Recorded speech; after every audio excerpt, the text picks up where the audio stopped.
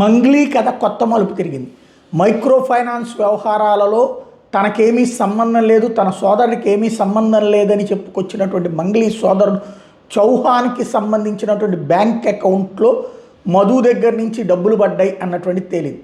ఓవరాల్గా 3 దఫాలు డబ్బులు పడినటువంటి డబ్బుల్ని వెంటనే డ్రా చేసుకున్నాడు అన్నటువంటిది కూడా తేలింది.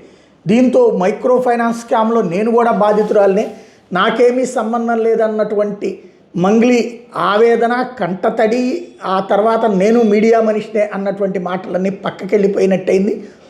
మంగ్లీ సోదరుడు మొన్న మా సోదరి మీద అన్యాయంగా తప్పుడు ఆరోపణ చేస్తున్నారు, నేను చర్యలు తీసుకుంటాను అంటూ చేసినటువంటి ప్రకటన ఉత్తుత్తి బెదిరింపేనని తేలింది. పోలీసుల దర్యాప్తులో అకౌంట్లో డబ్బులు పడటం, ఆ పడినటువంటి డబ్బుల్ని యువతలకి తీసుకోవడం లాంటి అంశాలు మొత్తం స్పష్టం కావడం అన్నటువంటి సంచలనం సృష్టిస్తోంది.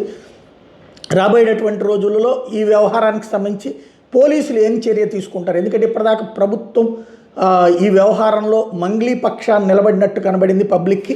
ఇప్పుడు ఏం చేస్తారో చూడాలి.